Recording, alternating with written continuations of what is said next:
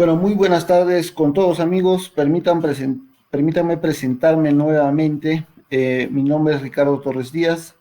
Soy instructor principal de HSQ Academy y Rescate, gerente de la empresa VidaSag, que elabora y trabaja normalmente en el sur del Perú. También con experiencia en rescate minero, trabajé en unidades mineras de igual forma más que todo en el sur del Perú y además soy bombero voluntario del Perú. ¿Ok? Y bueno, su humilde servidor. El día de hoy continuaremos con la charla de primeros auxilios, que bueno, está siendo organizada por HSQ Academy en convenio con la empresa American Avidasac. Bueno, sin más preámbulo, continuaremos con los temas en los cuales nos quedamos. Para los que no saben, esta charla ya se inició el sábado pasado, ya se tocó la mitad de los temas. Vamos a hacer un refresco, una retrospectiva de qué es lo que se ha hablado y vamos a culminar el día de hoy. Esta charla o capacitación pequeña va a durar más o menos una hora para terminar los puntos en los cuales nos hemos quedado. ¿Listo? Entonces, comencemos. Bueno, como les dije, ya hemos hablado la semana pasada de varios temas, hemos hablado de las medidas a tomar ante una atención de primeros auxilios ante esta pandemia que es el COVID-19, se ha hablado de algunos términos, se ha dado algunas recomendaciones de qué es lo que se debe o qué hábitos debemos de tener al entrar, al salir o al estar en casa. Se usó una pequeña introducción de lo que es el COVID, ¿listo? Y bueno, se habló de lo que es bioseguridad, todos los EPPs que se debe de usar. Bueno, con esto del COVID se tiene mayor énfasis y cuidado en lo que es la bioseguridad y los EPPs para nosotros o las personas que estemos realizando primeros auxilios, ¿ok? Luego hemos hablado de lo que es o cómo se inicia los primeros auxilios, ¿no? El protocolo PAS, que es proteger, alertar, socorrer. Se habló del estado de conciencia, se hizo una definición de los signos vitales. Bueno, los dos signos vitales más importantes para nosotros como primeros respondedores sería la respiración y el pulso. Se habló de la respiración, se habló del pulso. Bueno, también se habló de la temperatura y de lo que es hemorragias. Control de hemorragias, cómo se controla la hemorragia. Bueno, hasta aquí es lo que se ha avanzado la semana pasada. Cabe mencionar que esta información, estas diapositivas, van a estar colgadas en su biblioteca virtual de HSQ Academy. Acá se deja la página, entonces toda esta información y información adicional se va a colgar en la red, así es que no hay ningún inconveniente. De igual forma, si las personas que nos están viendo ahora no vieron el video inicial, de igual forma en la página HSQ de Academia, acá en este mismo Facebook, está colgado el video del sábado pasado. Ok, entonces comenzamos en el tema que nos hemos quedado, que vendría a ser lo que es hemorragias, y para ser exacto nos quedamos en hemorragias nasal. ¿Ok? ¿Listo? Listo. ¿Qué es una hemorragia nasal? Bueno, es la epistaxis. Bueno, la epistaxis es un sinónimo de hemorragia nasal. Es una de las hemorragias más comunes, como dice ahí, habitualmente alarmante y que en ocasiones puede llegar a ser grave. Entonces, ¿qué es lo que nosotros debemos de hacer ante una hemorragia nasal? Como es su tratamiento, bueno, esto es prehospitalario solo de primeros auxilios, es primero mantener al paciente, bueno, más que todo paciente accidentado, eh, verificar si no presenta shock y mantenerlo sentado, como dice, ¿ok? Dice presionar la nariz con los dedos índice pulgar por 10 minutos, tranquilizar a pesar de la magnitud del cuadro, tranquilizamos al accidentado y bueno, colocamos hielo si lo tuviéramos sobre la nariz y la frente, ¿ok? Y controlar la tensión arterial, lo verificamos su tensión arterial. Entonces ahí tenemos una imagen referencial de qué es lo que podemos hacer Si la persona está sola o si no estamos solos y nos presentamos ante un cuadro de hemorragia nasal, entonces lo que vamos a hacer es sentarnos, como dice ahí, inclinamos la cabeza y hacemos una presión con los dedos índice y pulgar en la nariz por el promedio de 10 minutos, ¿ok? Entonces así controlaríamos la hemorragia nasal, ¿ok? Continuamos. Eh, las hemorragias internas. Estas hemorragias internas son peligrosas y a la vez un tanto complicadas de controlar, ya que no vamos a poder nosotros como primeros respondedores identificarla, ¿ok? Entonces, ¿cuáles son? Son aquellas que se manifiestan desde simples moretones hasta casos graves de gran pérdida y acumulación de sangre en áreas internas del cuerpo que causan un shock, ¿no? Entonces, la hemorragia viene relacionada o viene a veces en paralelo con lo que es un shock, ¿no? No se visualiza pérdida sanguínea, ¿no? Como es una hemorragia interna, si nosotros no vamos a poder ver la sangre, ¿no? Entonces, ¿cuáles son los signos y síntomas que nos pueden dar una visión de poder identificar estas hemorragias? Justamente es, verificamos el tórax, si hay contusiones, podría haber una hemorragia interna. Si el pulso está rápido o débil, también podemos presuponer que hay una hemorragia interna, la piel sudorosa y fría, o sea, palidez, respiración jadeante, mareo, sed, náuseas, vómitos, dolor abdominal, ¿no? Entonces, si el accidentado está consciente y tiene alguno de estos síntomas o dolencias o muestras en su cuerpo, entonces podemos asumir que este accidentado puede tener una hemorragia interna, ¿ok? En la hemorragia interna, en lo que es primeros auxilios, no hay un tratamiento ya que no tendríamos los materiales adecuados. Entonces, ¿cuál es el tratamiento? Es simplemente un traslado rápido, adecuado y verificar siempre los signos vitales, ¿no? Para que no entre en shock o no pueda entrar en paro cardíaco, ¿ok? Y bueno, se hace un traslado rápido. Ahora pasamos a lo que es las quemaduras. ¿Ok? Ahí existen tres tipos de quemaduras. ¿Ok? Empezamos desde la más leve, que vendría a ser lo que es las hemorragias, o perdón, las quemaduras de primer grado. ¿Listo? Entonces, para empezar vamos a ver los diferentes tipos de quemaduras. ¿Cuándo nos podemos quemar o estamos expuestos a una quemadura? Cuando hay una exposición solar, agua, ante agua caliente, ¿no? Aceites, fuegos, químicos, eléctricos y ácidos. También hay quemaduras por contacto con el hielo o con aerosoles, ¿ok? Listo, entonces, la primera quemadura ante la exposición de estos elementos que se han mencionado anteriormente, ¿no? Como agua caliente, aceites, ¿no? Químicos, se puede presentar de acuerdo de acuerdo a la gravedad, se dividen en tres, ¿ok? La de primer grado vendría a ser la más leve, que se caracteriza justamente por que solamente tiene lesión, como dice ahí, en la capa superficial, o sea, solo en la epidermis, lesión, eritematosoma y dolorosa.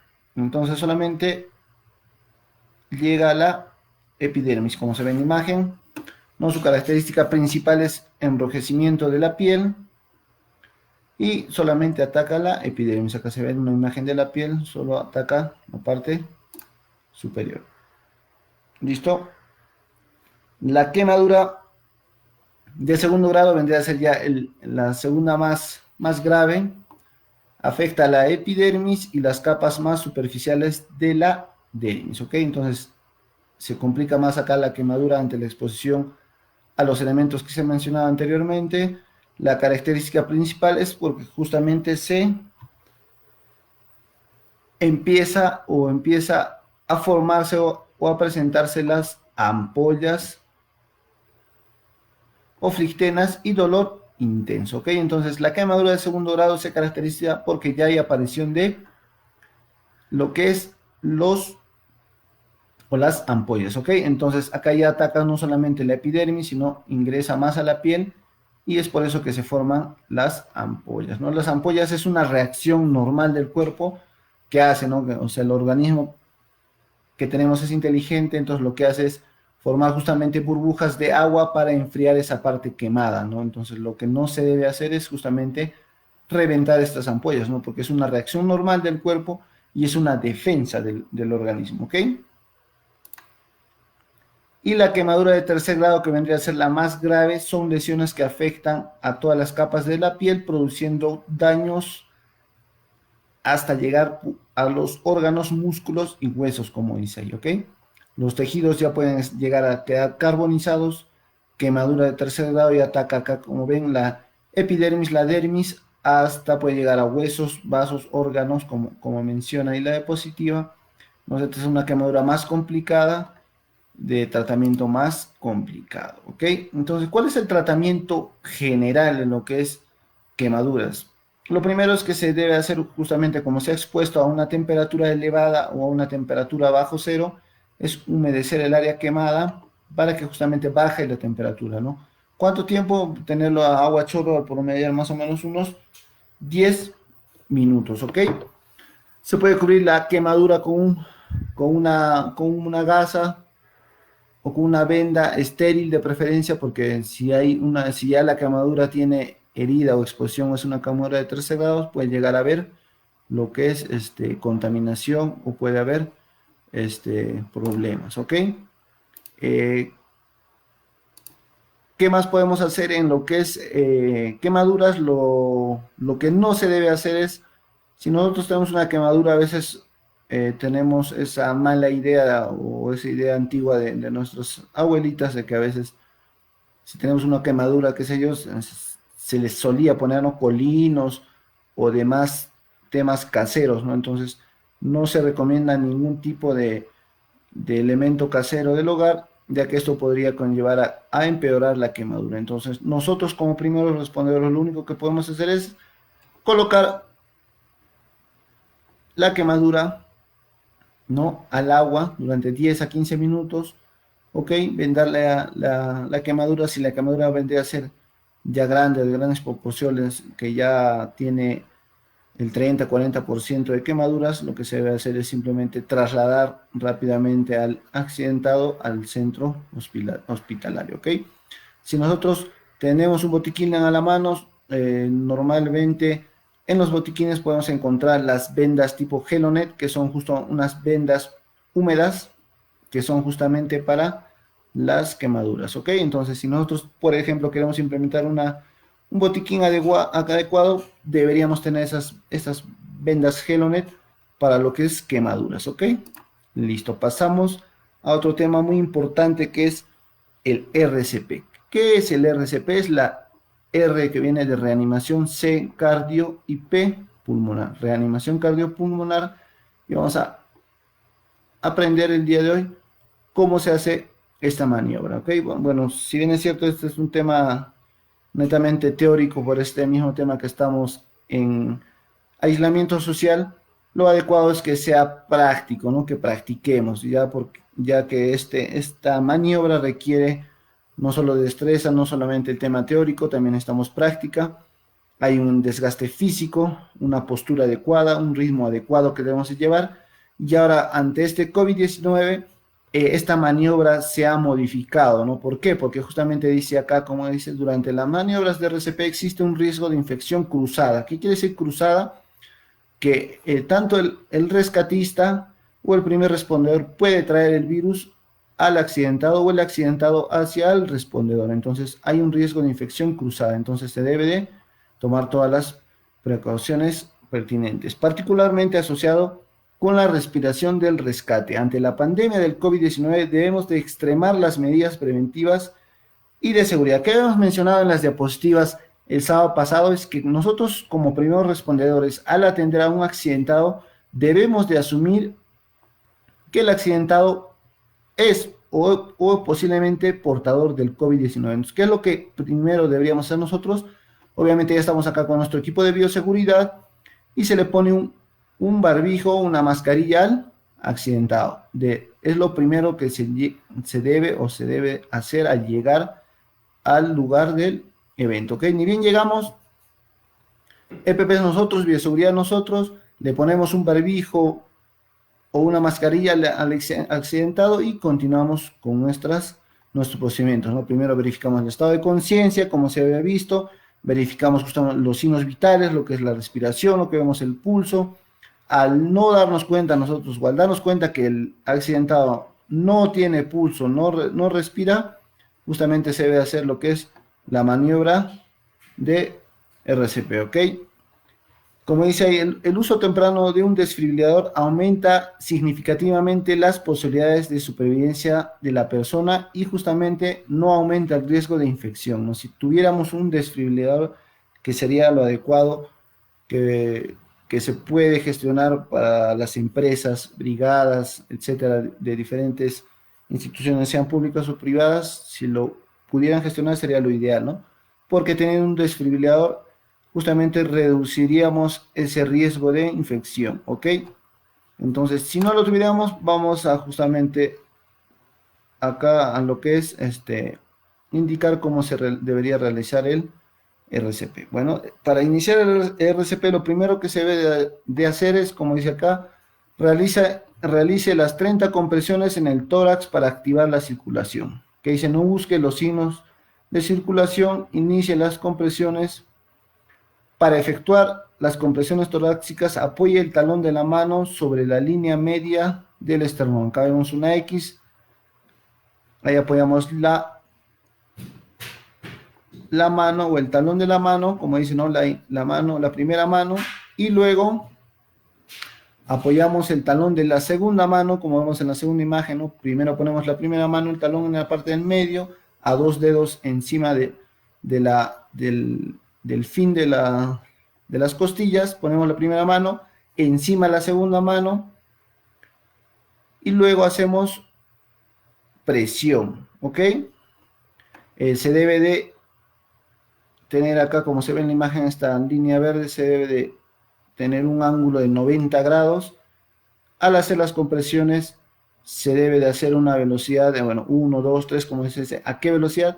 A razón de 100 compresiones en un minuto. O sea, si empezamos a contar en segundos, 1, 2, 3, las compresiones deberían ser más rápidas de un segundo, para que lleguen a ser a razón de 100 sobre los 60 segundos que dura el minuto, ¿ok?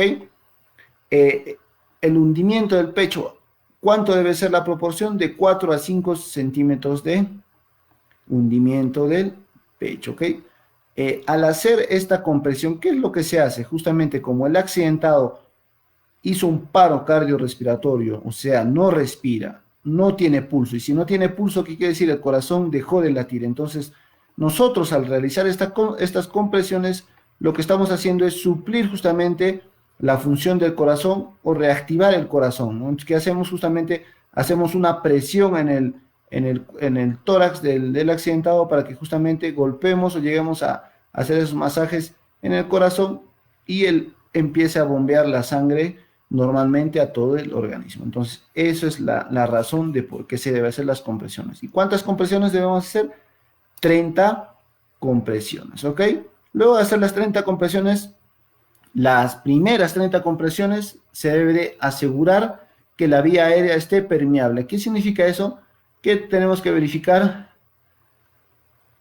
si el paciente está inconsciente. Es posible que este paro cardíaco abra la vía aérea con la maniobra de extensión de la cabeza. En caso de sospecha de trauma cervical, elevación mentón. Bueno, si la persona está inconsciente y ha tenido un posible trauma, hay dos maniobras para justamente liberar las vías aéreas, ¿ok?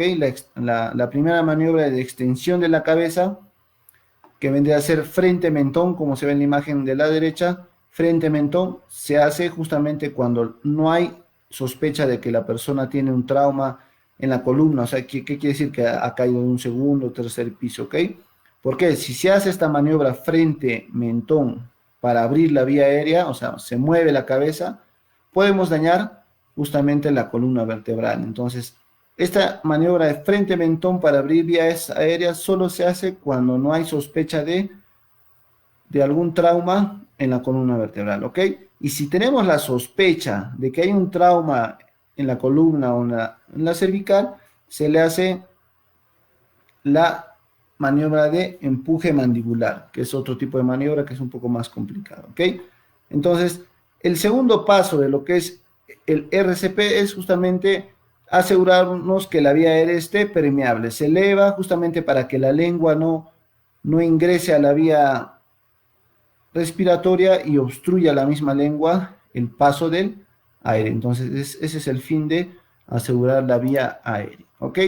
Este paso lo voy a mencionar, pero si bien, como se ve acá en la diapositiva, ya se ha prohibido por el tema del COVID-19. El RCP anteriormente, ¿cuál era la maniobra? ¿Cuál era los pasos? Era 30 compresiones por 2 insuflaciones, ¿no? ¿Cuáles son las insuflaciones? Justamente aproximarnos, ¿no?, al accidentado y hacer un soplo de ingreso, o sea, ingresar aire a su sistema respiratorio para suplir la respiración, ¿no? Ya que el accidentado tiene un paro cardiorrespiratorio, entonces justamente la parte cardíaca se suple con las 30 compresiones y la parte respiratoria con las insuflaciones. Pero por el tema del COVID-19 ya no vamos a hacer las insuflaciones a menos que podamos tener estos equipos que son unas válvulas de RCP justamente que hacen una barrera entre el accidentado y el respondedor, ¿no? Que son estas dos de acá, ¿no? Que hay en diferentes modelos, ¿no? Portátil, más descartables y unos reutilizables, ¿no? Entonces, ¿se puede hacer? Sí, siempre y cuando el rescatista o el primer respondedor quiere asumir ese riesgo, o puede ser un familiar, ¿no?, que conocemos y sabemos que no tiene el COVID, se puede hacer las insuflaciones. Pero si nosotros vamos a estar ante una persona que no conocemos, desconocemos su estado de salud y si se ha expuesto o no se ha expuesto, entonces lo recomendable es no hacer las insuflaciones, entonces solamente el RCP se haría con las compresiones, ¿ok? Entonces no habría ningún problema porque la misma OMS indica esto, ¿no? Que solamente se puede hacer solo las compresiones, ¿ok? Se hace 2 insuflaciones si es que tuviéramos los EPPs, si el brigadista o rescatista o respondedor quiere asumir ese riesgo, ¿no? Y si no, solamente se coloca un paño o toalla sobre la boca y la nariz de la víctima y se inicia solo RCP con compresiones torácicas. Entonces, si nosotros solamente vamos a hacer el RCP con compresiones torácicas, al hacer compresiones también va a haber un ingreso y salida de aire por la boca y la vía nasal. Entonces, para evitar que haya ese contagio, se pone un paño o, como habíamos mencionado anteriormente, se le pone su mascarilla o su barbijo al accidentado para que ese aire justamente no llegue a contaminar o no llegue a nuestra persona, ¿ok? Si la persona respira o recupera signos vitales, justamente se le coloca en posición lateral de seguridad, ¿ok? Entonces, este es el ciclo de lo que es el RCP, ¿no? 30 compresiones, como se ve acá, por 2 insuflaciones, ¿ok? Solo hacemos 30 compresiones si no tenemos la mascarilla RCP, no tenemos los medios adecuados, si desconocemos a la persona que vamos a atender, solo las 30 compresiones. Si tuviéramos los EPPs adecuados, la válvula para hacer RCP, conocemos al accidentado, es un familiar nuestro, podemos hacer el RCP completo, que vendría a ser las 30 compresiones por las 2 insuflaciones, ¿ok? ¿Quedó claro hasta ahí, ok? Entonces, vamos a recordar la secuencia del RCP, o la secuencia de qué es lo que nosotros debemos hacer cuando llegamos a un accidente. Entonces, nosotros como primeros respondedores llegamos a un accidente. Lo primero que debemos hacer, que habíamos dicho al inicio de las diapositivas del sábado pasado, primero bioseguridad. ¿Qué bioseguridad? Nuestros guantes, nuestro barbijo, nuestro lente, nuestra careta, nuestro mandil, ¿no? Porque ahora con el COVID debemos de ser más detallistas y los EPPs de bioseguridad debemos tenerlos completos. Mascarilla, EPP completo. Llegamos al lugar, hacemos el PAS, ¿no? ¿Cuál era el PAS? Proteger, alertar y socorrer, ¿no? ¿Protegemos qué? Nos protegemos nosotros como rescatistas y al accidentado, ¿no? Si por ahí hay algún peligro en el entorno, ¿no? Si ahí le ha caído una madera, se ha caído de la escalera, se ha electrocutado, ¿no? Primero tenemos que eliminar el peligro en nuestro entorno, protegemos, alertamos, la A de alertar. ¿A quién alertamos? A los centros médicos, ¿no? Al hospital, a los bomberos, a la policía, y solicitamos una ambulancia y una ayuda. Después de haber protegido, después de haber alertado Ya haber llamado al número, pasamos a la S de socorrer, ¿no? Al empezar a socorrer, ¿qué es lo primero que debíamos hacer? Justamente vemos el estado de conciencia. ¿Cómo se veía el estado de conciencia? Se hacía una presión en la altura del trapecio, ¿no? Y se le hablaba, ¿no? Señor, señor, ¿me escucha? Si logra responder a ese estímulo, quiere decir que la persona está consciente. Y si no logra hacer caso a ese estímulo en el trapecio, quiere decir que está inconsciente. Ojo, recordemos que al accidentado no se le mueve, ¿ok? Solamente se le hace un estímulo a la altura del trapecio, ¿ok? No se le mueve ni la mano ni la cabeza, ¿ok? Vemos el estado de conciencia. No tiene conciencia. Vemos los signos vitales. ¿Qué signo vital primero teníamos que ver? El pulso, ¿no? El pulso, ¿dónde podíamos verlo? En las arterias principales, ¿no? Por ejemplo, puede ser en la arteria en la muñeca o en el cuello, ¿no? El pulso, ¿cómo debíamos verificar o cuál es el pulso normal de una persona adulta? Era de 60 a 80 pulsaciones por minuto, ¿no? Entonces, contábamos, ¿no? ¿Con qué dedos se verificaba el pulso? Con el dedo índice y dedo medio, ¿no? Hacíamos presión a la altura de la muñeca, en la arteria principal, y con un cronómetro controlábamos el pulso, ¿no? ¿Qué decíamos? Si el pulso es elevado o es bajo, puede ser que haya una hemorragia interna, por ejemplo, ¿no? Verificamos, ¿hay pulso? Digamos, no hay pulso. Luego verificamos la respiración. Hay una mnemotecnia que es el VOS, ver, oír y sentir. Pero con esto del COVID ya no se hace, ¿no? Acá está la imagen del VOS, ¿no?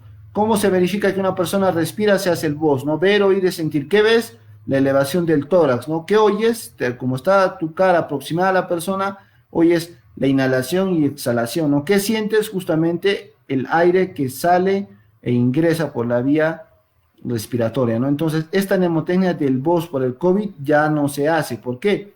Porque al accidentado ya le hemos puesto un barbijo, y porque no podemos exponernos ante la inhalación y la exhalación del accidentado. Entonces, de forma lejana, nosotros solamente vamos a ver si respira o no respira. Entonces, ¿cuándo se hace el RCP? Inconsciente, no tiene pulso, no respira. Entonces, si no respira y no tiene pulso, se le hace el RCP. ¿Y cómo se hace el RCP? Circulación, se hace las 30 compresiones. Luego aperturamos vía aérea con la maniobra, acá está, frente mentón. Si es que no hay trauma, o si hay trauma en la columna vertebral, se le hace empuje mandibular. Acá está la imagen de empuje mandibular. Hay dos tipos de lo que es apertura de vía aérea. 30 compresiones por 2 insuflaciones. Las 2 insuflaciones, vuelvo a repetir, solo se hace si tenemos los EPPs adecuados, ojo, o si conocemos el estado de salud del accidentado, ¿no? Si es un familiar nuestro, ¿no? Entonces, si no conocemos el estado de salud de esa persona, es una persona desconocida solamente, en el RCP aplicamos lo que es la circulación con 30 compresiones. ¿Hasta cuándo se hace el RCP? Hasta que justamente recupere los signos vitales, que es la respiración y la circulación, ¿no? ¿Qué más dice en la siguiente diapositiva? Se debe de brindar RCP hasta que el auxiliador se agote o llegue ayuda, o hasta que llegue un relevo, ¿no? Hay que controlar los factores que puedan impedir la recuperación, por ejemplo, hemorragias, ¿no? Si nosotros estamos haciendo RCP, en paralelo podemos tener ahí un compañero que controle la hemorragia, ¿no? Lo principal, como habíamos mencionado el sábado pasado, es controlar las hemorragias, ¿no? Fracturas, no. ¿Por qué? Porque una persona por una fractura va a morir, pues no, pero por una hemorragia, por pérdida de sangre, pues sí muere, ¿no? ¿Cuándo se para el RCP? Cuando justamente hay una muerte durante la maniobra, ¿no? ¿Ok? ¿Qué habíamos dicho? Que una persona tiene muerte cerebral ya entre los 4 y 6 minutos, ¿no? Si entre los 4 y 6 minutos no se recupera, puede ser que se recupere entre unos 10, 15 minutos, pero más no, ya podría pasar ya a un estado de muerte, ya, ¿no? ¿Cuándo se para el RCP? Cuando hay vómitos, cuando hay aspiración y por consiguiente asfixia, ¿no? Si la persona se está asfixiando y hay vómitos, quiere decir que ya hay sistema respiratorio, entonces se para lo que es el RCP, ¿no? Cuando se hace una fractura de costillas, ¿no? Si nosotros hacemos las compresiones muy fuertes. ¿Cuánto era el hundimiento? De 4 a 5 centímetros, dijimos, ¿no? Si comprimimos con demasiada fuerza, podemos llegar a fracturar las costillas, ¿ok? Listo, entonces pasamos a otro tema, ¿ok? Después de saber lo que es RCP, vamos a pasar a lo que son las fracturas y traumas, ¿ok? ¿Qué será una fractura? Justamente es la ruptura o fisura de un hueso, ¿ok? ¿Listo? ¿Qué clases de fracturas tenemos? Tenemos unas fracturas cerradas y abiertas, ¿no? ¿Por qué cerradas? Porque solamente hay un desplazamiento lineal, ¿no? Como se ve en la primera imagen, ¿no? No hay salida del hueso por el músculo o por la piel, ¿no? ¿Ok?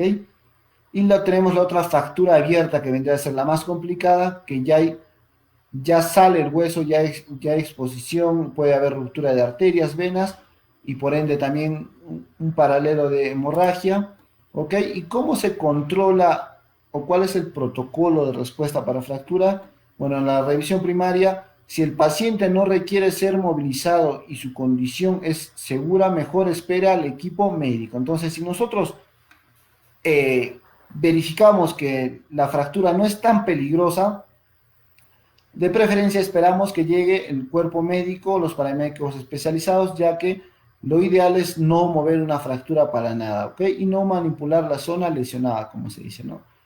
3. Quitar o cortar la ropa o elementos que ajustan, ¿no? Para que ya podamos estabilizar la fractura adecuadamente, tenemos que quitar la ropa o elementos de ajuste, ¿no? Se puede cortar la ropa. ¿Con qué se corta la ropa? Justamente en nuestros botiquines deberíamos de tener la famosa tijera de trauma, ¿no?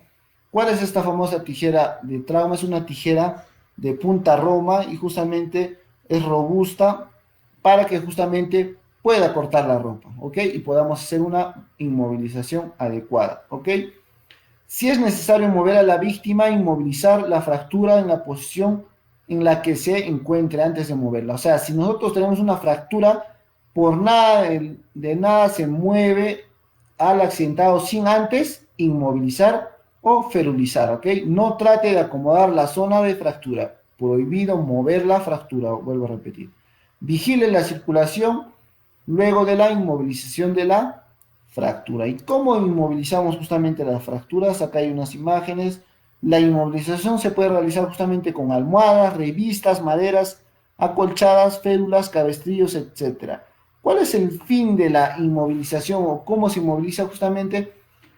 Se coloca, es justamente colocar y entablillar el miembro afectado, ¿no? Ponerlo, justamente poniéndolo rígido y largo. Comprende la articulación que está por encima y por debajo de la fractura. ¿Qué quiere decir esto? Si nosotros, por ejemplo, tenemos acá, ¿no? Se ve en la imagen de la señora, una fractura en el brazo, tenemos que inmovilizar justamente las articulaciones más próximas, dice. ¿Qué quiere decir? Vamos a tener que inmovilizar la articulación de la muñeca y la articulación del codo para que sea una inmovilización adecuada, ¿ok? Si la fractura vendría a ser en el fémur, por ejemplo, se inmoviliza la articulación de la rodilla y la articulación de la cadera, ¿ok? Si hay heridas, cubrirlo previamente con una gasa, ¿ok? Para controlar la hemorragia. ¿Cómo se inmoviliza los miembros superiores? Acá hay una imagen, ¿no? Ok, ¿qué dice acá? El brazo, ¿no? Si digamos hay una fractura acá en el brazo, como les dije, se inmoviliza tanto el codo como la muñeca, ¿no?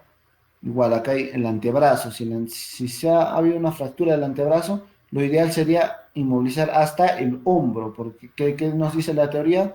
Tenemos que inmovilizar las articulaciones próximas, ¿no? En este caso, si la fractura es en el antebrazo, se debería inmovilizar la muñeca y el hombro, ¿ok? Acá hay otra imagen del brazo usando un cabestrillo, ¿listo? Entonces, si nosotros no tenemos cabestrillo, no tenemos vendas, no tenemos férulas, se puede usar retados de madera, guías, lo ideal es inmovilizar y buscar algún material rígido que pueda inmovilizar el miembro donde se ha producido la fractura, ¿ok? Acá hay unas imágenes de inmovilización de los miembros inferiores, ¿ok? ¿no? De las piernas, ¿no? Por ejemplo, acá, ¿no? El uso de una camilla o puede ser una madera. Si ha habido una fractura en la cadera, por ejemplo, se inmoviliza ya todo el tronco, ¿no? Las articulaciones próximas, o sea, el tronco y la rodilla, cadera, ¿no? Se inmoviliza por completo el cuerpo, ¿no? Listo. Entonces, para concluir el tema de fracturas, recomendación, entonces, nosotros en nuestro botiquín que debemos de tener siempre férulas de diferente tamaño, ¿no? Para poder ferulizar pierna, brazo, antebrazo, cadera, ¿no? Yo personalmente con la experiencia que tuve con lo que es las férulas neumáticas, personalmente no les sugiero que usen las férulas neumáticas, ya que si pudiera el miembro tener alguna hemorragia, es difícil de controlar sobre esa férula neumática, ¿no? Ya que impermeabiliza o cierra todo el miembro, ¿no? Entonces, lo más recomendable es usar férulas de madera y usar vendas de algodón, ¿ok? El siguiente tema es la alerta de servicios de emergencia. Nosotros como primeros respondedores, ya se había hablado esto en el anterior sábado, debemos de tener todos los teléfonos de emergencia, si no, no vamos a poder hacer el PAS adecuadamente. El P de proteger, la A de alertar. En la A de alertar, si no tenemos el número de los bomberos, de los hospitales, centros de salud más cercanos de donde nosotros vivimos, no vamos a poder hacer esa alerta adecuada, ¿no? Listo, por ejemplo, en lo que es ya el COVID, se ha implementado dos líneas a nivel del Perú para lo que es la atención del COVID, ¿no? Que son la línea 113, que esta está a cargo o la ha dispuesto lo que es el Ministerio de Salud, el MINSA, y la línea 107, igual que es para COVID, pero esto ya es del salud, ¿no? Que vendrá a ser ya para un tema para los asegurados que están en planilla o aportan al salud, ¿ok? También quiero mencionar en este tema de los números de emergencia que estos números deben estar claros, debemos de tenerlos guardados en el celular y hacer una, un llamado adecuado, indicar primero su nombre, la ubicación exacta de dónde ha pasado el accidente, la cantidad de personas accidentados, la gravedad, qué es lo que ha pasado, si ha sido atropello, ha sido incendio, y los recursos que necesitamos, ¿no? Requerimos una, dos ambulancias, requerimos un camión contra incendio para apagar un incendio, qué sé yo, o por ejemplo, si necesitamos el corte de energía de alguna línea de alta tensión o X tema. Entonces, todos los recursos que podamos necesitar debemos de informar al llamar al número de emergencia, ¿ok? Ya como comentario final para terminar el tema de alerta de servicios, como se había mencionado el anterior sábado, en los números de emergencia ya no están atendiendo algunas emergencias o urgencias, se podría decir, pequeñas, ¿no? Si bien es cierto, por ejemplo, ya hablando por un tema de los bomberos, si bien es cierto, antes podíamos atender, no sé, gatos que se han caído a pozos o personas que se han caído de su escalera, se han tropezado, ya por el tema del COVID hay una restricción ya de atenciones médicas o ambulatorias en lo que es en los domicilios. Entonces, tomemos conciencia de ello, cuidémonos más, ya que se está priorizando todo lo que son los números de emergencia o las instituciones de emergencia y ya se está priorizando por el tema de COVID. Aparte que se está priorizando, se está limitando y se está prohibiendo salir algunas emergencias por un tema de bioseguridad, tanto para el accidentado y tanto para las instituciones, ¿no? Entonces hay esta restricción. Entonces tengamos más cuidado, cuidémonos más, no nos expongamos, no juguemos al borde de escaleras, en techos, de igual forma con nuestros hijos, tengamos mucho cuidado. ¿Listo? Continuamos entonces con lo que es eh, la obstrucción de las vías aéreas. ¿Qué pasa o cuándo sucede esta obstrucción de vías aéreas? Justamente cuando nosotros estamos ingiriendo nuestros alimentos, ¿no? Y hay volúmenes o tamaños que no puedan ingresar o logran interferir la vía aérea. Entonces el socorrista ¿qué es lo primero que debería hacer? Bueno, antes de hablar de esta maniobra de Heimlich, lo primero que nosotros deberíamos de hacer, si hay una obstrucción de la vía aérea o el común llamado atragantamiento, es primero al accidentado ayudarlo a toser, ¿no? El toser es la forma natural del cuerpo a querer expulsar un material ajeno o un elemento ajeno a nuestro sistema, ¿no? Entonces, primero, antes de iniciar la maniobra de Heimlich, se ayuda a la persona a toser para que así de forma natural logre retirar el objeto que está obstruyendo su vía aérea. ¿Okay? Si luego si al toser no logra botar el objeto extraño, recién pasamos a hacer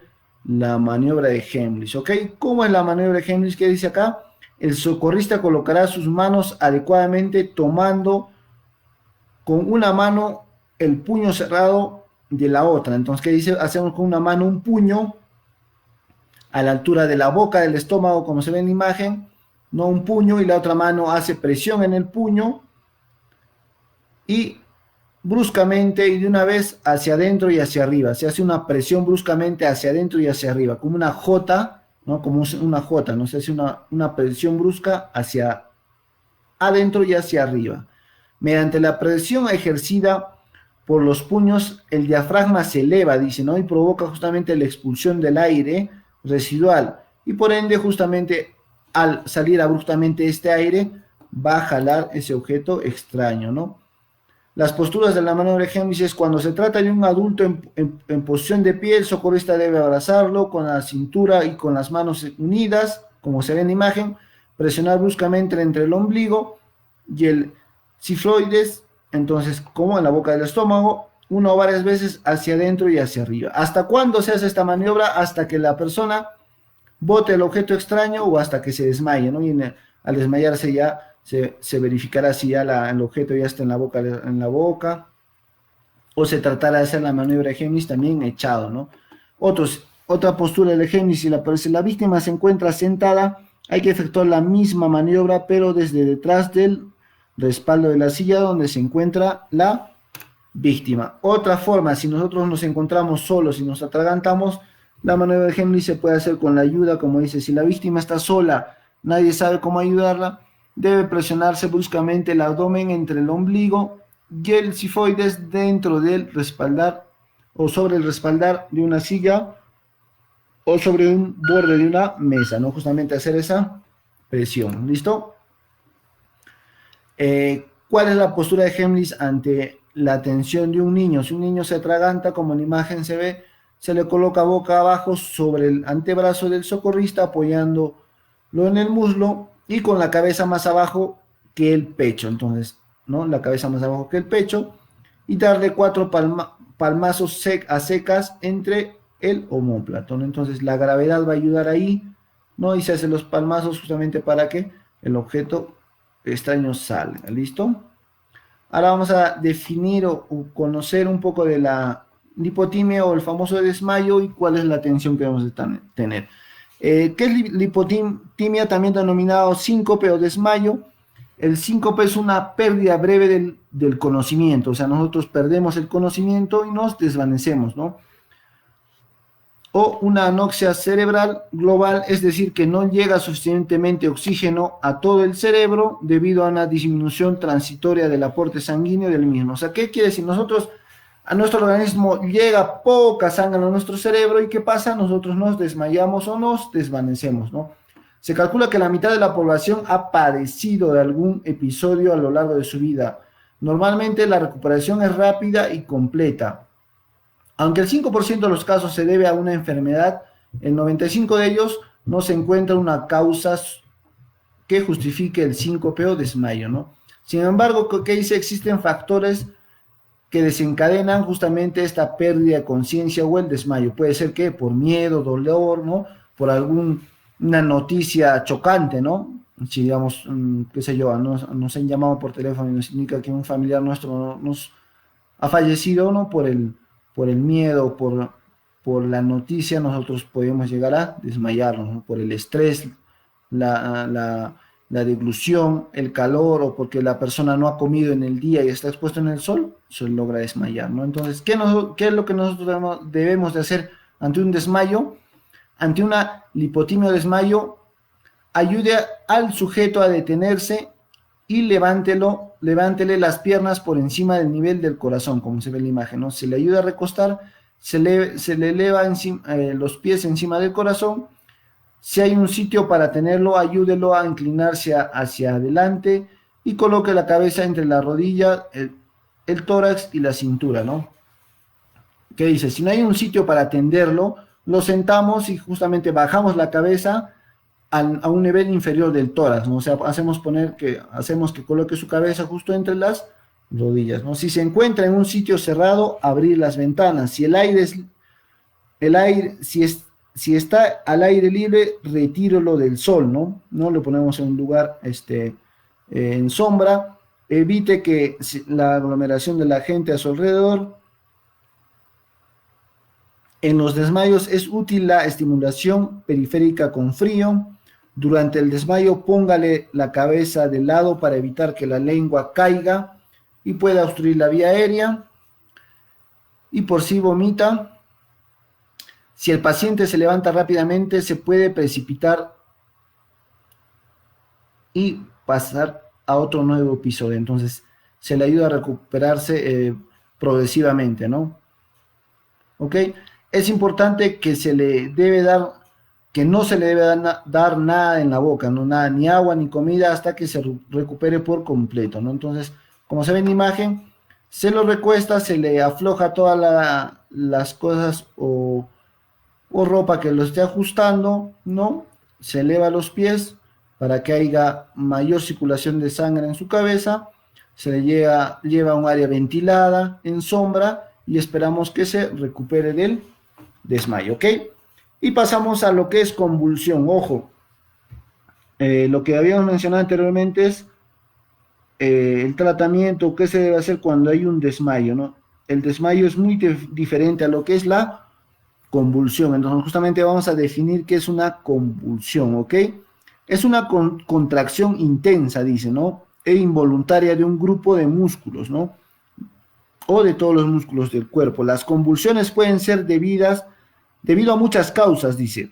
Un golpe en la cabeza, fiebre, infecciones banales, infecciones graves o la epilepsia, ¿no? Que ya es una enfermedad ya, ¿no? Es también una causa frecuente e importante en la convulsión, ¿ok? Pero ojo, no todas las crisis epilépticas son convulsiones, ¿ok? Puede estar en convulsión o puede estar haciendo epilepsia, ¿no? Entonces, ¿qué es lo que nunca se debe hacer cuando una persona entra en convulsión? No trate de sujetar a la persona o evitar que se mueva. ¿Por qué? Porque justamente, ¿qué es la convulsión? Decíamos, es un movimiento involuntario de los grupos musculares, ¿no? Entonces la persona no se controla. Entonces, si nosotros vamos a tratar de sujetar a la persona, vamos a hacer daño tanto a él o él nos va a hacer daño a nosotros, ¿no? No ponga nada en la boca de la persona porque podría lesionarse los dientes o la mandíbula, ¿no? No intente darle respiración boca a boca, por lo mismo que está haciendo un movimiento involuntario. No le ofrezca agua ni alimentos hasta que esté completamente consciente o alerta, ¿no? Entonces, ¿qué es lo que nosotros debemos de hacer cuál es el manejo de una convulsión? Con cuidado recostarlo cuando ya haya terminado, obviamente, la crisis, ¿no? ¿No? Esperamos que pase la convulsión, luego con cuidado recuesta a la persona en el piso, voltea a la persona suavemente hacia un lado, justamente se lateraliza por un tema de seguridad, por si llega a botar algún fluido o a vomitar, y lo ayudará a respirar también, ¿no? Retire del área del alrededor de las personas los objetos duros o filosos, ¿no? Porque si vuelve a entrar a una convulsión, esos objetos filosos pueden dañarlo, ¿no? Ponga la cabeza de la persona sobre algo suave, ¿no? Una almohada o una chaqueta doblada. Si tiene anteojos, quíteselos, suéltele la corbata o cualquier cosa que tenga alrededor del cuello que pueda dificultar su respiración. Tome un tiempo Tome el tiempo que dure la convulsión. Solicite apoyo si la convulsión dura de más de 5 minutos, ¿no? Entonces se coloca, ¿qué dice ahí en la imagen? 1, se coloca la persona de costado. 2, apoye la cabeza sobre algo suave. 3, no interfiera sus movimientos porque recuperará la conciencia en breves minutos. Es lo que nosotros podemos hacer en una convulsión, ¿ok?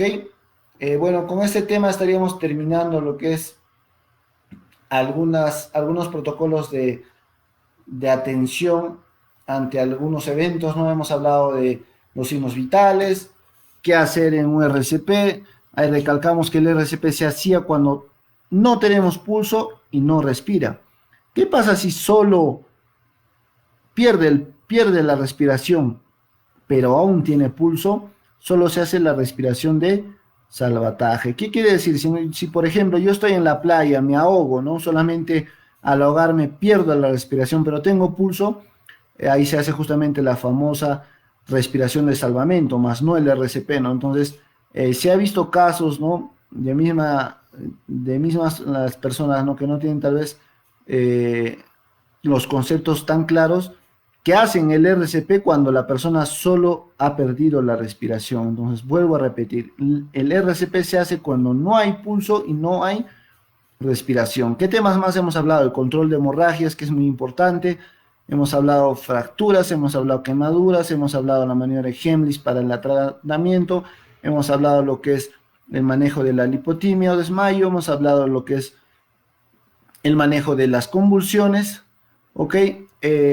Para terminar, ¿cuál vendría a ser el rol de una brigada o un primer respondedor?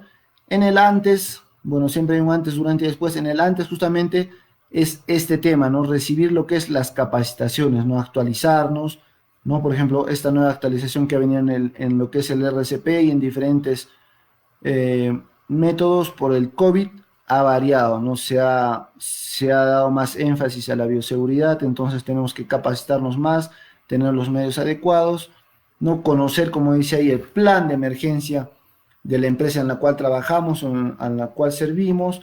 Durante, ¿no? En el durante, ¿cuál es el rol de nosotros los brigadistas o respondedores? Es prestar justamente los primeros auxilios adecuadamente, ¿no? ¿Y cómo vamos a prestar adecuadamente estos primeros auxilios? Justamente teniendo una capacitación adecuada, ¿no? Solicitamos ayuda médica requerida, por eso tenemos que tener los números a la mano para tenerlos rápidamente cuando lo requiramos. Y en el después, justamente, el rol de la brigada es solicitar, coordinar apoyos externos, ¿no? Solicitar la ambulancia, ¿no? Y justamente solicitar la reposición o reponer los implementos que hayamos usado al hacer el uso de estos materiales en lo que es los primeros auxilios, ¿ok? Tener obviamente un botiquín completamente adecuado, implementado, no solamente lo que te indique la norma, ¿no? Porque si bien es cierto, verificamos lo que te exige, por ejemplo, un botiquín, la norma para lo que es vehículos, es muy poco el material, ¿no? Te pide dos apósitos no te van a ayudar si tenemos una hemorragia grande, ¿no? Entonces, tengamos como sugerencia un botiquín sobre la norma, ¿no? Un botiquín que no te sirva solamente para salvar las inspecciones, para salvar cuando te revise un policía el vehículo, qué sé yo, o solamente cuando viene defensa civil, o si trabajamos en minería e industria para pasar inspecciones adecuadamente, no. El botiquín no es para pasar inspecciones, no es para pasar controles. El botiquín es o debe estar ahí operativo y en óptimas condiciones para usarlo, Dios no quiera, cuando lo requeramos. Entonces, tenemos que tener un botiquín adecuado, compacto, con los equipos adecuados, ¿no? Para el RCP, por ejemplo, se debería implementar, ¿no? Estas válvulas de RCP, ¿no? Mascarillas descartables para el RCP, ante el COVID, por ejemplo, tener una buena tijera de trauma, ¿no?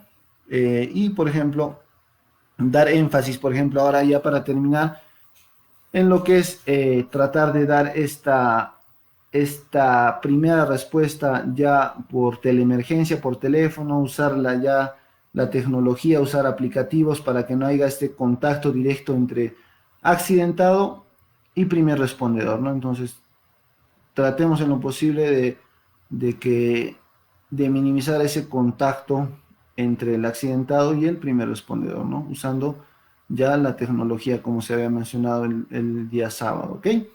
Entonces, vuelvo a recalcar, bueno, para concluir, quiero invitarlos a todos a este diplomado de especialización que está muy, muy interesante, que inicia justamente este 4 de mayo en lo que es de seguridad y salud ocupacional y medio ambiente.